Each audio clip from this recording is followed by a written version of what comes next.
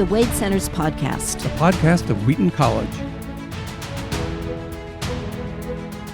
This is Crystal Downing, and you are joining us for the Wade Center podcast. I am here with my co-director of the Marion E. Wade Center, David C. Downing, our podcast producer, Aaron Hill, and one of our favorite theologians to join us, Jerry Root, to talk about several essays, 2 essays to be precise, from God in the Dock, which is a collection of essays on theology and ethics. Today, we're going to talk about a 1943 essay called Dogma and the Universe, as well as a 1945 essay called Christian Apologetics. But first, David, why don't you tell us why this book is titled God in the Dock? Well, when I was in college, I thought it meant that God was the captain of a giant cruise ship.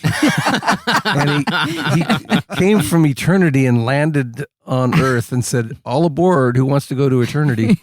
And so I thought, but in English usage, the dock is where the defendant stands. And there's an essay in this collection called God in the Dock. He says, in the old days, God was the judge and we were the defendant. But now humans think of themselves as judges, and it's God who's in the dock. So we would probably say God on trial if we were going to title this in America. And that is consonant with a sentence that he puts in this first essay that we are going to discuss, Dogma and the Universe, where Lewis says, we treat God as the police treat a man when he is arrested. Right. Whatever he does will be used in evidence against him. So people who have decided in advance that they don't want to believe in God are just grabbing for whatever evidence they can use. He gives the example of, they say, well, if the universe is teeming in life, then why are we so special?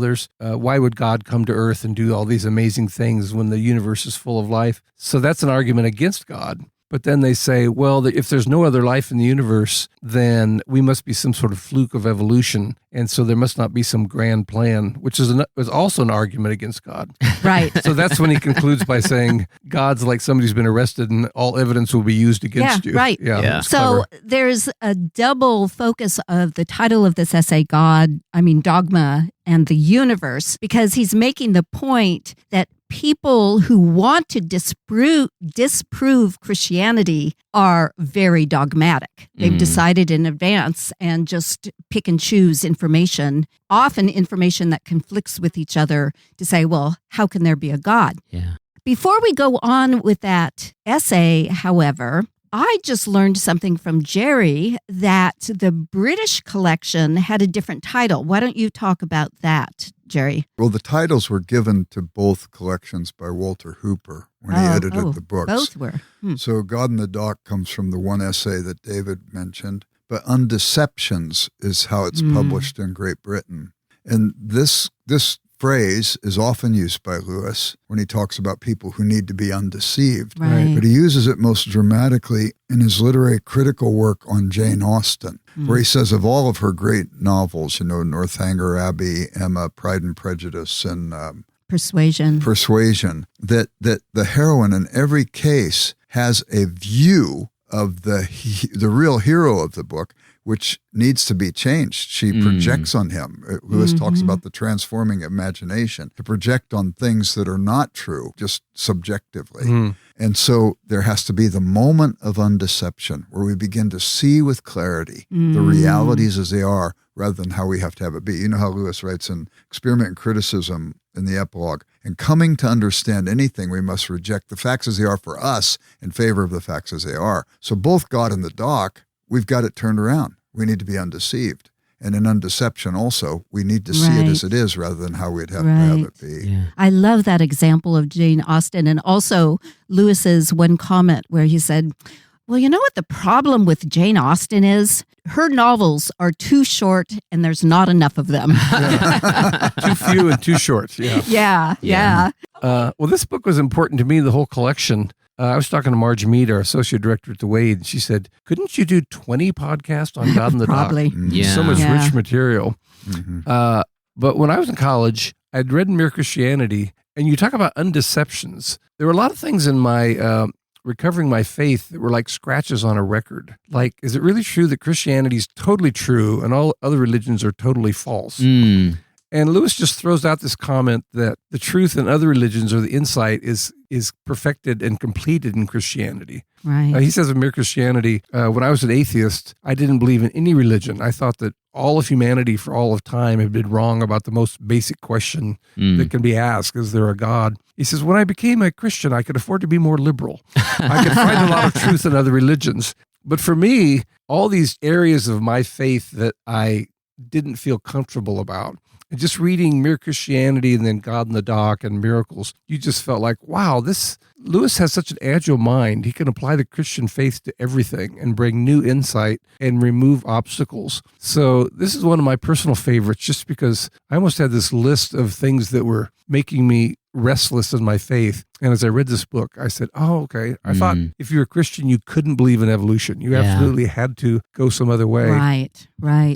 This thing is really important too, because one of the essays, Christian Apologetics, he talks about the fact that we're dishonest apologists if we're not considering those things that are objectionable in our faith. Right. And in The Weight of Glory, he says, if our religion is objective, we must never avert our eyes from those elements in it which seem puzzling or repellent, for it's precisely in the puzzling or repellent where we perceive what we do not yet know and need to know. Right. And to do that makes us honest apologists. But you go back to Marge's comment about it's too bad we don't do podcasts on all of these. What we discover as we read all these essays by Lewis, there are things that percolate to the surface over and over in the different ones. Yes. Lewis is not afraid to repeat himself. It's not that he can't create something new and insightful for a new audience. He's considering the audience and he's drawing on that wide range of knowledge he has for that particular situation. Yeah. So you could probably do fewer than an essay or a podcast on everyone, but nevertheless, there's some rich stuff there. And then even on the religions of the world. Again, Lewis writes about these over and over in various places, but he has this really good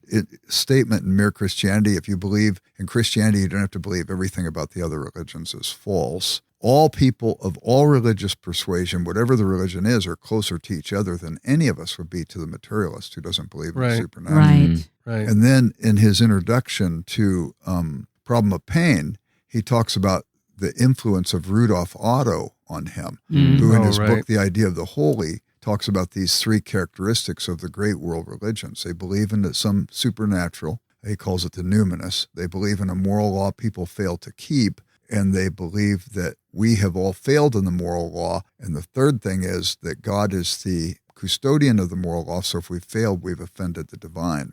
How do you fix what's broken? And all the different religions come up with some sort of work ethic or ritual or something like this. Only Christianity says we can't fix it, but God who loves us fixes it for us. So I think when he draws on his wide knowledge of these other religions, and he can talk about them, he can bring the focus down to why Christianity is so significant and important. Well, I had a friend who was conversing.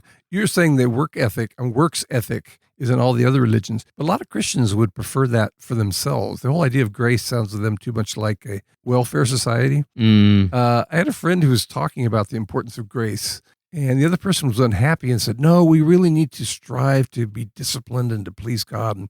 And my friend said, well, for grace are we saved by faith. It's a gift of God, not of ourselves, lest any man should boast. And the other person said, so where'd you get that? So Ephesians 2.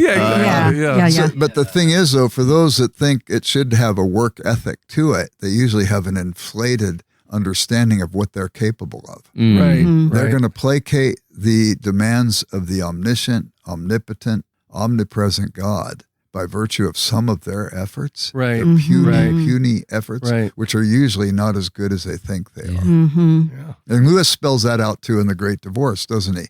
Where these people think that they're special, and how come you send this person out of heaven to collect me? You should have sent somebody much better because I certainly deserve. Cool. I wanted to mention he in the second essay that we're going to talk about, he actually defines the sort of popular understanding of dogma, and I feel like it applies to this essay, Dogma and the Universe. And he defines it saying, dogma, used by people only in a bad sense to mean unproven assertion delivered in an arrogant manner. Right. And I feel like there's a double meaning that he's playing with here in this essay, which is there's the dogma of the Christian tradition, which is kind of what he's talking about here, is Right. how can this thing be true throughout all the ages when we're discovering new information? How can you update an unchanging, fixed, point in space with new information without just ending up with something entirely different? But there's also this sense in which we take all this evidence, like you were saying, David, of the universe, and we just twist it and make these unproven assertions, and it becomes these scratches in the record of our faith or whatever. And as modernity progresses, we gain new information, and the project of updating it becomes very hard for people. And so some people just end up discarding it entirely. And he kind of sets us up in the beginning. He says, "For it seems clear that if our ancestors had known what we know about the universe, Christianity would never have existed at all. And however we patch and mend, no system of thought which claims to be immutable can in the long run adjust itself to our growing knowledge." So there's a sense that, we can't be dogmatic about our faith, but we can make these dogmatic claims about how Christianity is wrong. So he sort of goes through and he refutes a lot of these, talking specifically about the universe and bigness and things like that. So I just wanted to mention that about the dogma, the definition. Yeah. There's so many people, you even hear it with students sometimes. Well, remember back when the people believed the world was flat. I go, when did they believe that? Right. Right. You can go to the ancient Babylonians, they didn't believe it. You've got the Ovid's Metamorphosis, 70 years before the time of Christ, doesn't believe. Timaeus by Plato doesn't believe. When did they believe this? Right. The thing that's really a flat earth thing is the modern people thinking people once believed in flat Yes. earth. Right. Yeah. And probably if you had a farmer, he might not have even been thinking about anything related to cosmology. He just wants to plant his stuff. But people who are writing didn't talk about that. But back to the idea, though, that people think Christianity is not a developing system. Yeah. It's got a core that it is. It's real. Yeah. But our understanding needs to be supple because our understanding is incomplete. So he talks about you could read a page of Plato, and then you come back and read it later and you see so much more in it. Or a child starts learning Greek, they learn the Greek alphabet. It's inflexible, but they build on that and they begin to understand and be able to read Greek. And then you look at Christianity itself. Yeah. You've got the book of Acts. And the book of Acts is a development of the doctrine showing challenges that come up. Yeah. Pretense in the early church, how do we accomplish this racial problem between the Hellenistic Jews and the Hebraic Jews? They have the council in Acts 15, and then you have the councils that follow in the years that come. Nicaea, Constantinople, Chalcedon, and so on. Our understanding is development of this core belief. And so the people who make the charge, they show they don't understand it. Yeah. He uses a couple metaphors and analogies in here I wanted to mention. So one of them, he says, change is not progress unless the core remains unchanged. That's what you were saying, Jerry. Yes. And then he gives an example. A small oak grows into a big oak. If it became a beech, that would not be growth, but mere change.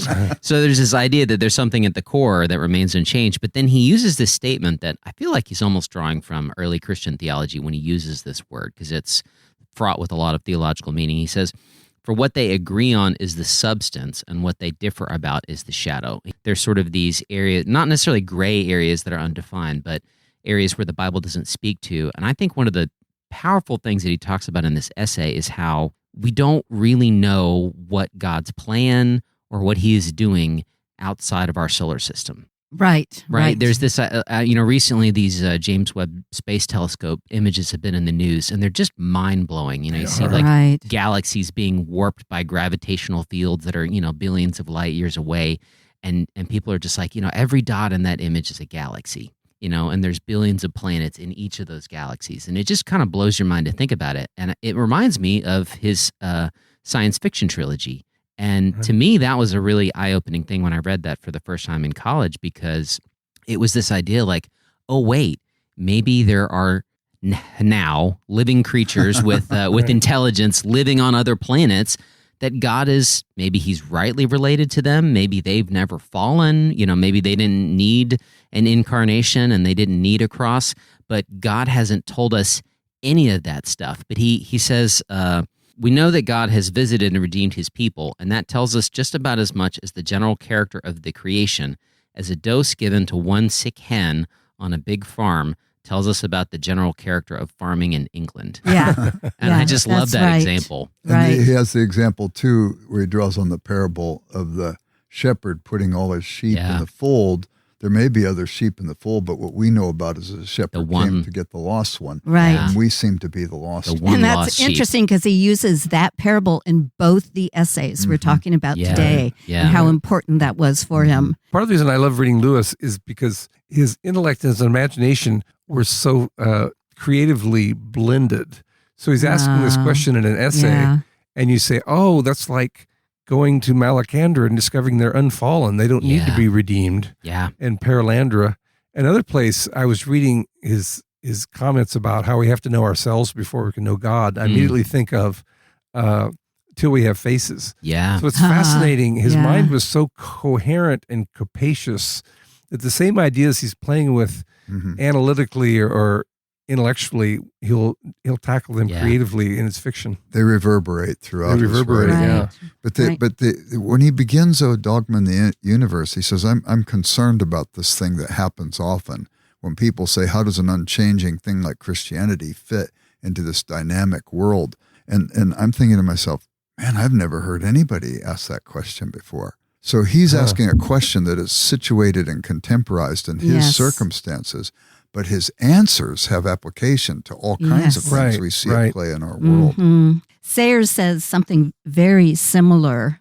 She was speaking in 1941, so this is before Lewis wrote this essay, and she was the only woman invited to speak at the Archbishop of York's conference, and she defined a church as a body of humans, quote, organized within a living tradition whose essence persists unchanged while its expressions continually develop by a single devotion and a single service to an immanent and transcendent reality whose claims are felt to be paramount. The essence is unchanged, but the expressions develop. Yeah.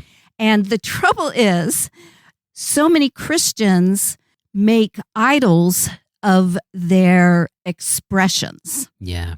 That only if you use this language is it authentic Christianity. And of course, the example, and I keep bringing it up, but it's just such a perfect metaphor of what we're talking about, is when Christians all over England in 1941 and 42 tried to suppress Dorothy Sayers' radio plays about Jesus because she didn't use King James English. Yeah. So they made idols of the words themselves rather than recognizing that it's not the expressions that are the truth, it's the essence of Christianity, of the gospel message, which she was embodying in more modern language. I was having a discussion, somebody the other day, about there's a phenomenon that's been happening lately, sort of accelerated in the last couple of years, of people deconstructing their faith. And it's largely a function of there were things that they were taught, and I would argue that most of the things they were taught that fall in this category are these expressions, or what Lewis calls shadows.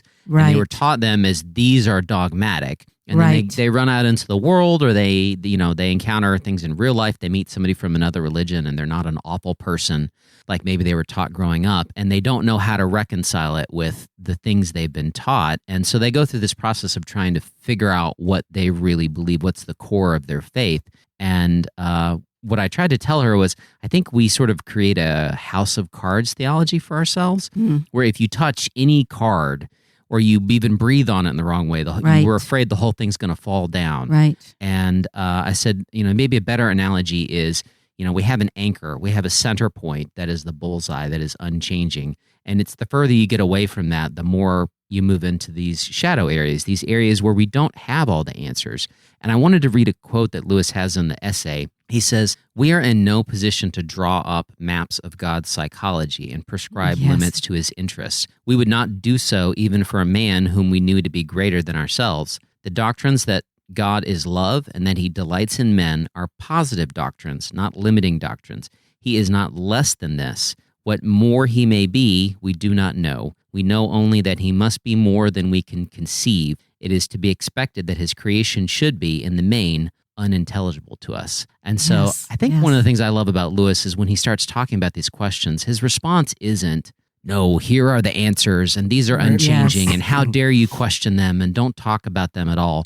But rather he gives us this positive image of saying, hey, we've been given the core of this, but beyond that, there's got to be so much more that we don't know. But we need to frame it in a positive light, not necessarily in a negative light, that the Yes. things that we don't know, the answers are scary or they're going to undermine the core. If we believe this core is true, then there's got to be true positive things out there in the universe. And, when it comes to the question of life on other planets, if we believe that God sent his son to our planet, then there must be true positive faith-affirming answers about those things as well. Right. Yeah, Well, in they're the news this week, they had a picture of the Mars rover, and there was this little piece of string on the ground, and everybody's going, and somebody on Mars threw away some dental floss.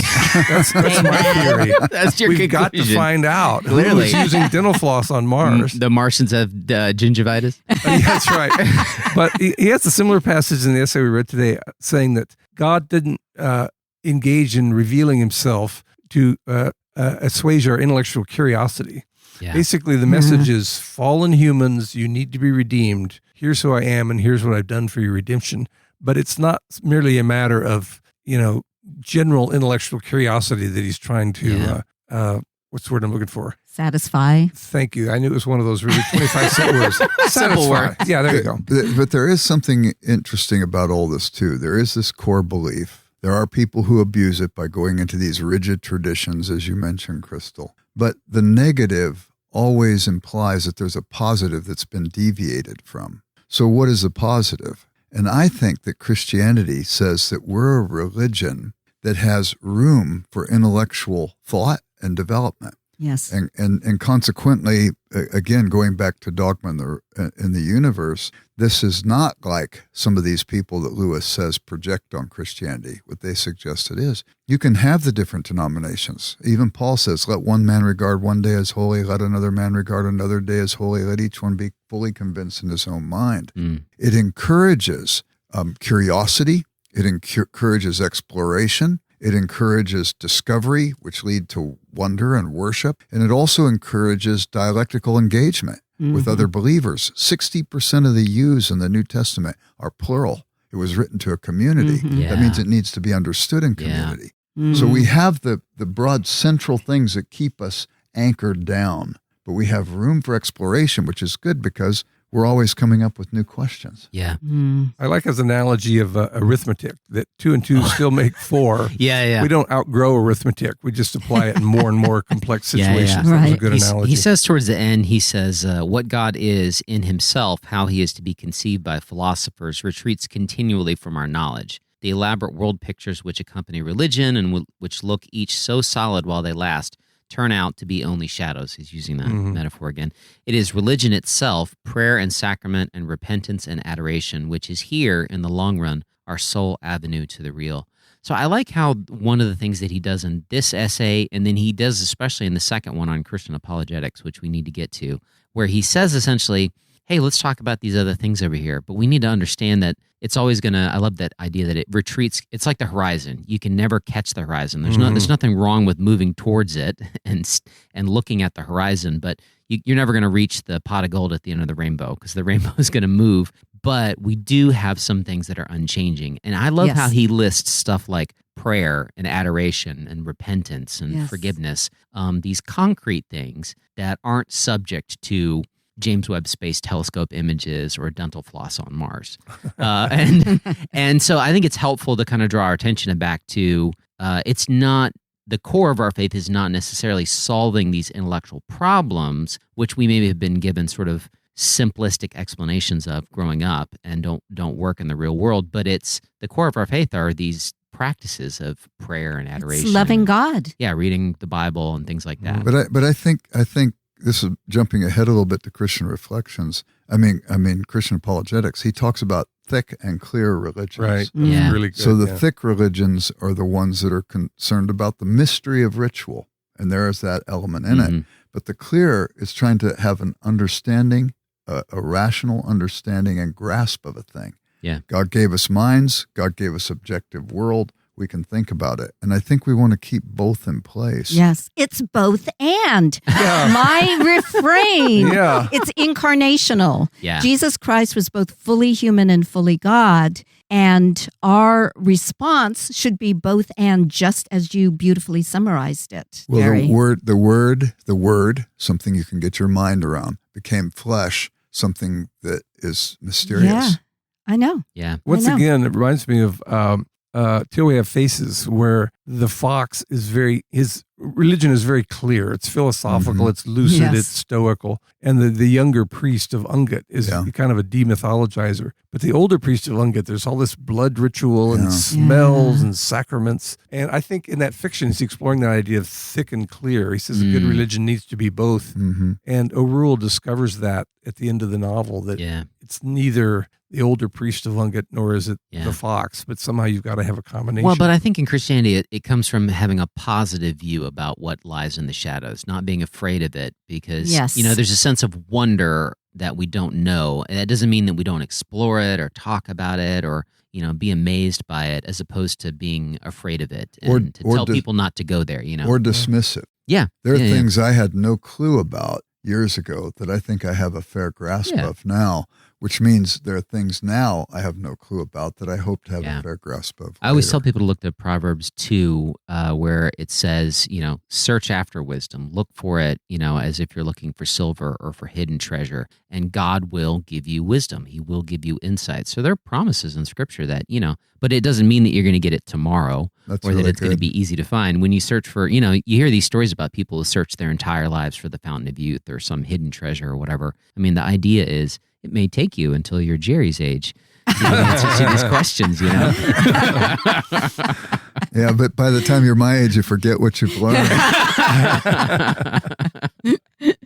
Well, are we ready to move on to Christian apologetics? We've started talking about it. The two kind of blend together in my mind. Sometimes you can't remember which ideas came up in which. I loved all the vocabulary words that when you're speaking to someone, you're speaking at cross purposes, because the way they understand the word is different from the way we understand a word. Lewis was talking about the word creature. He obviously, as a Christian, thinks created by God, something that's created. And people you're talking to are thinking animals, like all creatures, great and small. Yeah. So you can have a lot of strange discussions because you're not using language the same. And so you think you're disagreeing, but you're really just misunderstanding each other's vocabulary. Well, so the title of this is Christian Apologetics. Can one of you give us some background on what's the setting for this essay? Well, this is relevant to what David was just talking about, because he was addressing, it was written for an assembly of Anglican priests and youth leaders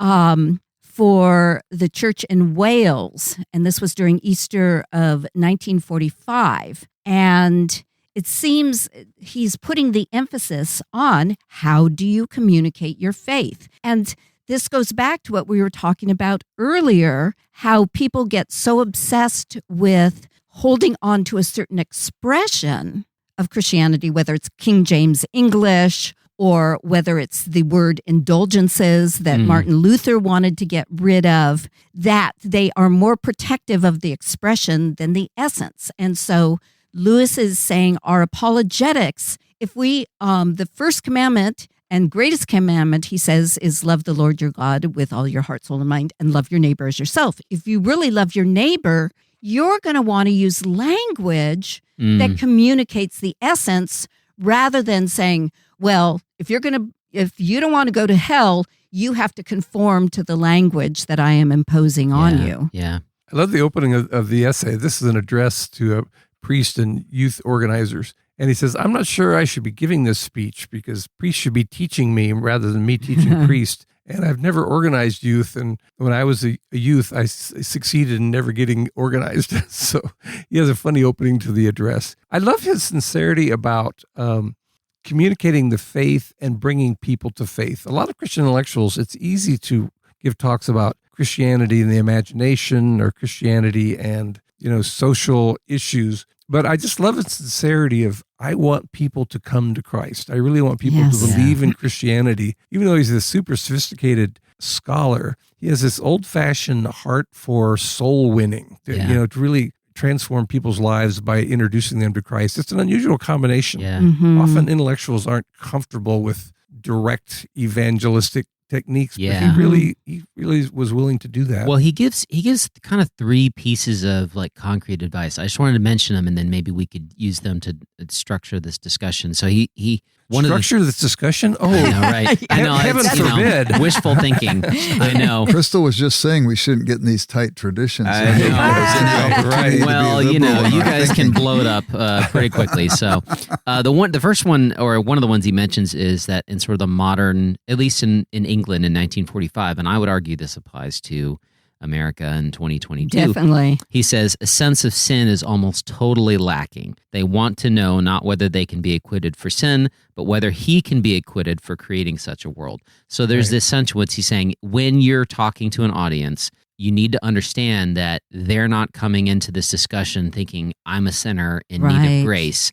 So however you communicate the gospel, you're going to have to sort of start from that perspective. So there's that idea that the sense of sin is totally lacking. So that's Right. one thing he And says. related to that, he talks about how people tend to blame others. Well, it's culture, it's society, it's racism, it's sexism. That's what is wrong. Refusing to look into their own hearts. Yeah. Go on. Yeah. So the second one, he sort of starts out saying this. He says the biggest problem that you're going to run into is people think that you're preaching Christianity because you like it or you think it's good or Right. you want people to act a certain way. You need to help them understand that what you're only preaching this because you happen to think it's true. right. And that way, when you talk about it, it's like a scientist is talking about data. You know, I have to reckon with what the data is, regardless about how I feel, how I feel personally. He says, I didn't become a Christian to make me happy. I knew a bottle of port would do that. And I go, well, there's a Lewis quote I'll never repeat to my mom. Yeah. So that's the second piece of advice that he gives. And then the other one was the idea that what we need is not books about Christianity, but Right. books where Yes. Christianity is Right. latent. And this Yes. idea of sort of building in a Christian worldview and Christian ideas into other things as opposed to this sort of frontline attack as sort of a flanking maneuver. So I just thought those were sort of three concrete things. He doesn't list them as such, but I feel like they're three concrete things he's giving to them in terms of advice. And I thought there were things we could talk about, sort of three themes that stood out to me. So what do you guys think about those? On the third, I definitely agree about making Christianity latent because the same thing happens on the other side. So much of our entertainment and what we read, the secularism or the agnosticism or the atheism is latent. They're not saying don't believe in God. Yeah. We were watching a TV show where this policeman had been tragically killed. They're having a funeral service. Nobody quotes the Bible. Nobody mentions the afterlife. Nobody mentions God.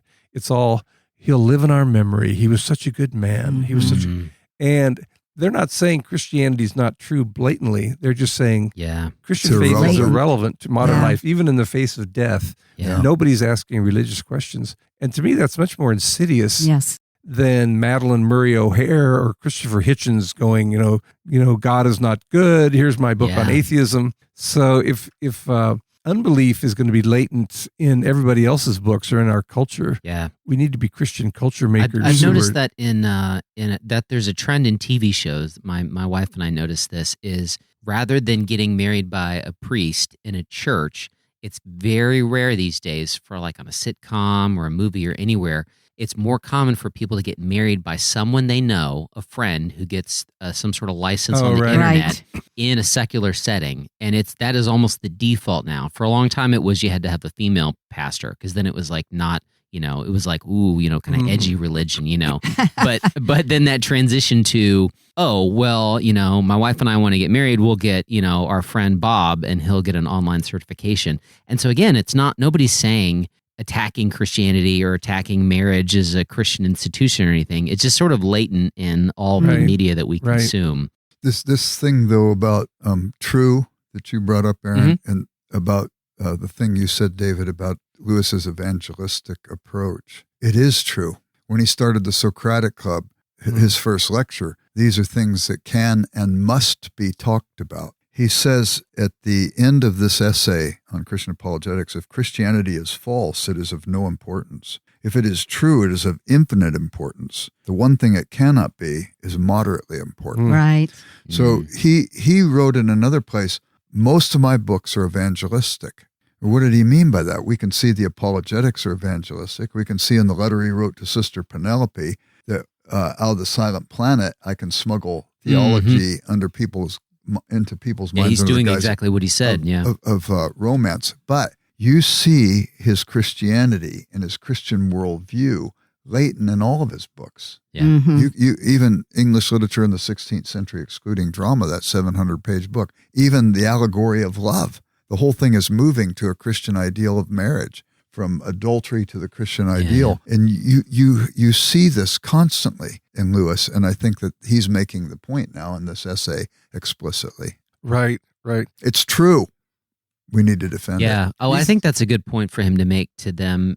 As someone who served as a pastor and a minister for a long time and preached sermons and taught Sunday school lessons and all those kinds of things, I can confess that is 100% true. It is very often the case that when you start talking about something, people will immediately write you off. And they're like, well, of course you're going to say that because it's your job. You're supposed to believe that. Or, you just want people to act and live a certain way. And I found that the most foolproof way to get people to take you seriously is to say, hey, look, this is what it says, and I believe this is true. And I got to be honest, and sometimes even pointing out things in Scripture that maybe you dislike or you struggle with. You go, well, the Bible says we're supposed to do this, and I if it was up to me, I wouldn't want to live that way. And sort of pointing out that kind of conflicting things, like it's true, and that means I have to live this way, or I have to, this is the right way to live, regardless of how I feel. That has a way of breaking through. And he says here, it's sort of like the scientist that's tied to the results of the experiment.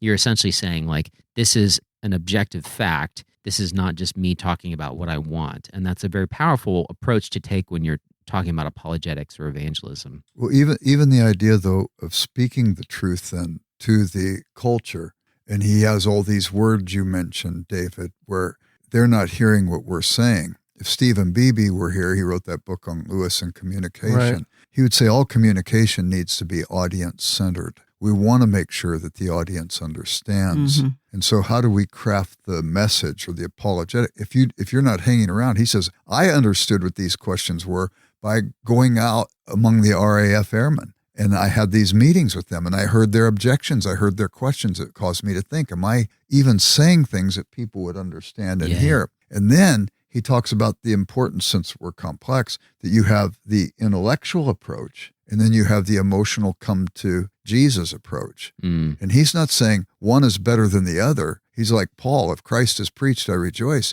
Interestingly enough, years ago, I was a pastor, and at this one church, I had an elder who came to Christ under the preaching of William Sangster in London during World War II when he was a soldier there. He said, I want you to read Sangster's biography. So I read his biography. And Sangster talks about bringing C.S. Lewis to Westminster Chapel at Westminster Central Hall in London to preach, and that he was preaching with a guy named Stephen Olford. Stephen Olford went to our church, and he preached my ordination service. I go, Olford, tell me about Lewis. What's this all about? And here's Lewis saying, I saw it effectively, where you got your academic up to clear the ground with the false notions of the audience. And then you brought the evangelist in. And Olford was the evangelist. Lewis was the guy. Here was a front row seat on this whole story. Wow, that's really cool. And actually, I mentioned it to the Wade Center, to Lyle Dorset, and he actually interviewed Olford for the Wade Center about this sort of thing. Yeah, you can see he has something very specific in mind. First removing intellectual difficulties and then making a much more personal, soulful appeal. He said in one of his letters that he was, what's that word, proto-evangelion? Proto-evangelion. I'm not going to say it again. But yeah, you've got to clear the ground of intellectual difficulties. Yeah. And then once that's been cleared, you can really open people up to a personal relationship Yeah, with but Christ. there's a difference between that and answering every question they have. And I think he sort of acknowledges in here that, yeah, the idea is to sort of address these sort of obstacles, the immediate obstacles. And then, but there's a time where you do have to kind of move to the emotional appeal. Because, I mean, there are people that have been Christians their entire lives that still have intellectual questions. You're not going to get them all answered before you place your faith in. That's basic rhetoric, though, too. You have content, logos, Aristotle says. You have ethos, the credit of the speaker and the credit of the audience. You understand the audience. And pathos. And then you have pathos, which is the emotional appeal. And if you have ethos and logos without emotion, it's boring. Yeah. If you have emotion without logos and pathos, it's manipulative. Yeah. You want the combination of the three. I would mention there's a really good example of this in someone like Tim Keller and his ministry that he had in New York City, because he's dealing with people, as he's talked about in a number of his books, where they grew up in religious environments, and so they had a lot of religious baggage, and they had sort of turned their back on some of these things, and then they would fit into this category of like they don't have a sense of sin. And so, but one of the things he said was the most powerful thing you can do is get up there and acknowledge these sort of areas about your faith where there's questions, or where the Bible says this and you maybe struggle with that. And he says the instant you do that, it lends credibility to your audience. And so it's very interesting to see people, and Keller is a huge fan of Lewis. He's read everything. We talked to Tim's wife, Kathy, in one of our episodes. She had letters that were written to her by C.S. Lewis. So it's just interesting to see somebody in our modern context applying what he's talking about here in a ministry setting. And he's led a lot of people to faith in New York City using this method. Right. Well, Lewis himself does that. He says at the end of this essay, I never feel less confident about my faith when I've just successfully defended it. Right. He has a wonderful poem called The Apologist Prayer, about... Apologist Evening Prayer. Yeah, the Apologist Evening Prayer. You have that memorized? No, Terry? Absolutely not. My memory is... But it's a great poem about almost having to apologize to God for all the rhetorical tricks that you may have Save used. me from all my trumpery. Right. But there's a humility in that, isn't there? So he's not.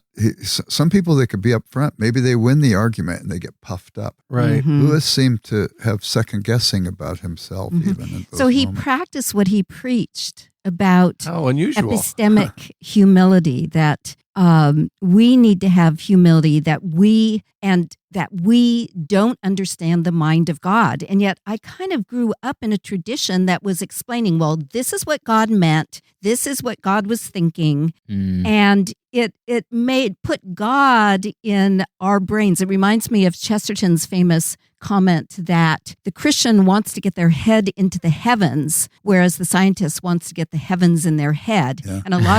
And of course, Lewis loved Chesterton, but a lot of Christians, it's like they would rather get God into their heads. Like, okay, I can explain God. And Lewis over and over again says, no, we can't understand God because God is God. Yeah. Rather than God in the dock, it's God in the box, Yeah, that's right. It's interesting, though, because you're talking about the humility factor, which is important, but how to, once we think we've got it, we don't, right? I know. I remember John Stott spoke at Wheaton College Chapel the last time he was at Wheaton. He spoke for 10 minutes and took questions. And one student said, how do you reach a postmodernist for Christ? And more people talk about it than actually read about it. But Stott showed by a quick definition of postmodernism and deconstructionism, he understood it. And then he said, you reach a postmodernist by being an authentic person. Yeah. As soon as he said that, I went into existential despair because I'm not. I believe in the high ideal of love. I have sharp words sometimes. The people I love most. I believe in justice. There have been times I've been unfair.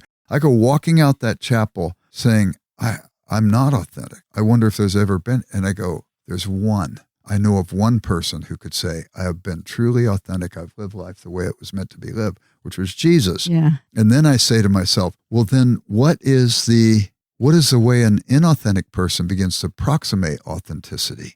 And it's by being honest about our inauthenticity. I was going to say, and that brings us back to the point you brought up a minute ago, David. How do we remind people of sin? Or was it you, Aaron, that said it? Yeah. How do we remind people of sin?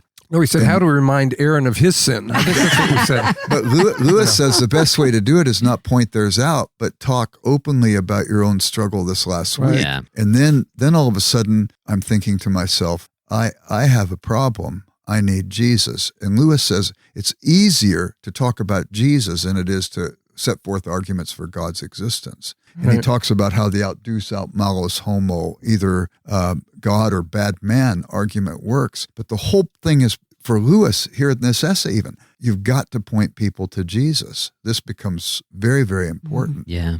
And this pointing people to Jesus also keeps the truth of supernaturalism that must be in our presentation. Yeah. We don't want this to drop out. Yeah, he at talks all. about that in this essay And the as well. idea of miracles and so on. So Hence, the larger worldview is if you believe in both the material and the supernatural. He has a clever thing about, he says, we need to be timeless at heart, but put the message in modern dress. And he says, too often preachers do just the opposite. They take contemporary psychology or contemporary science and they try to give it sort of a Christian veneer. Yeah. And that's exactly. And once again, in that Hideous Strength, there's this great Marxist priest. I can't remember is his name Busby, but he quotes scripture all the time, but he's totally taking everything out of context just to reinforce Marxism. But he thinks he's being very relevant, but it's quite obvious from the context that he's completely left Christian truth behind and just using the language to promulgate a kind of Marxism. He has really good advice in here. He says, if one has to choose between reading the new books and reading the old, one must choose the old, not because they are necessarily better, but because they contain precisely those truths of which our own age is neglectful. And so one of the things he talks about in here is, you don't want to fall into the trap of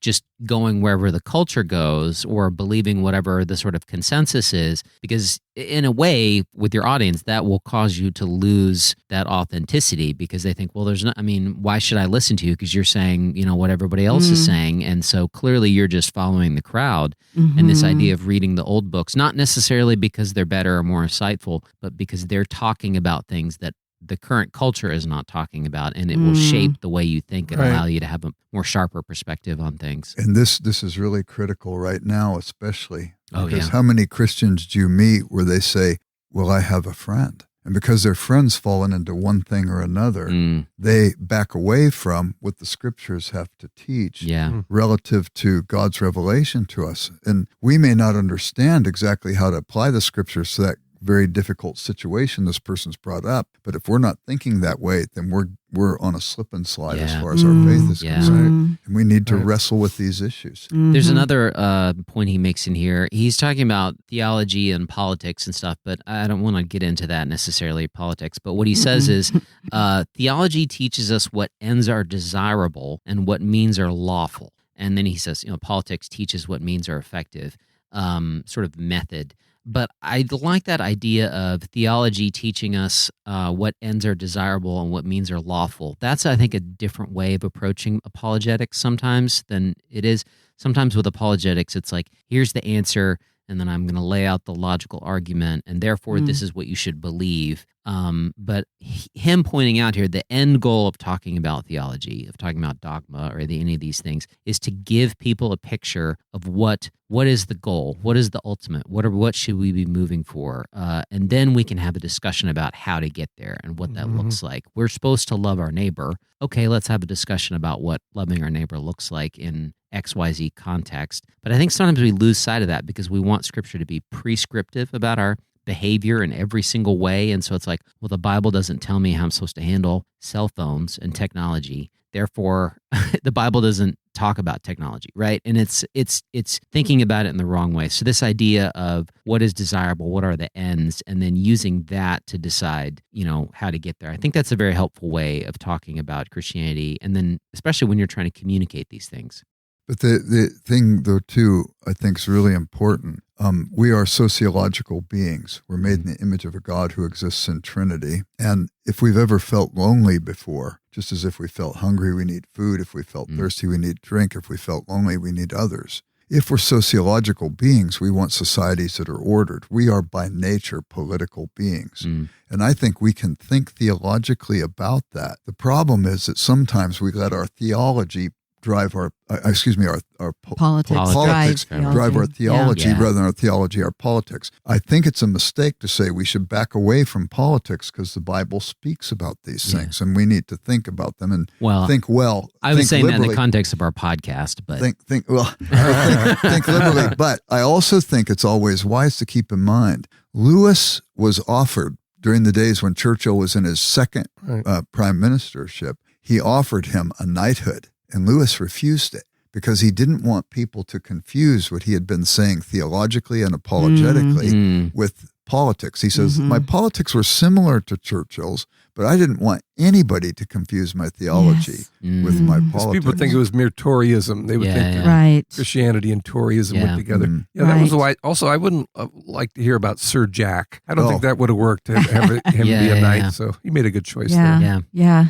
Well, along with that avoidance of making our theology subservient to politics, Lewis in this essay also is suggesting we shouldn't make our theology subservient to science. He actually says we should avoid saying, well, science has now proved, and using that to say, see, this proves Christianity. Because the trouble is, science changes. Yeah. I think in one podcast we talked about how scientists have totally changed their theories about quantum leaps, and this has been going back and forth in science. So the trouble is, especially during the modernist fundamentalist debates in the early part of the 20th century, is that Christians started internalizing this idea that science seems to be the highest good. So we better fit the Bible into a scientific paradigm. But that is an abuse. God's revelation is a higher truth than science. And to try to fit faith to science is actually endorsing the modernist view that only science understands truth. Yeah. In a materialistic world, the scientist becomes the high priest. Yes, Right, that's right. But also in the materialist world, we have a boatload of other problems that Lewis addresses in books like Miracles and so on. Well, I think it's a difference in the type of knowledge that we don't often understand. What we have in Scripture and in Christianity is revelation. We believe that this is truth that's been revealed God to us. revealed it, yes. And as we talked about in the first essay, it's limited in its scope. God didn't reveal everything to us. So then, all these other areas and things that we don't understand, like how stars work and whether there's dental floss on Mars, we try to answer those questions scientifically through deduction, observation and hypothesis. But we're trying to, we do an experiment and it either proves or disproves our hypothesis, but that's totally different than revelation. And so the difference with science is, we could do a different experiment tomorrow and discover that our hypothesis is wrong. And that doesn't mean that something became untrue. It just means that our theory of how XYZ works wasn't right in the first place. And when we tie Christianity to those theories or those hypotheses in science, we run the risk of an experiment coming along and disproving some element of the Christian faith. Oh, well, because, XYZ happened, therefore God didn't create the world or something like that. And it's we don't need to mix the two types of truth, I guess would be a good way to. Well, Lewis said whatever is not eternal is eternally out of date. Yeah. And you see Christians saying, I want to be a Christian Freudian, or I want to be a Christian behaviorist. And they're constantly trying to make their faith relevant to contemporary science or social science. And as those things fall away into the dustbin of history, suddenly you're kind of embarrassed. Yeah. Because you have to unhitch your Christian wagon to that falling star. Yeah. We give up too much. We give up not only that which is theological and helps us approach God, but we give up that which helps us understand self.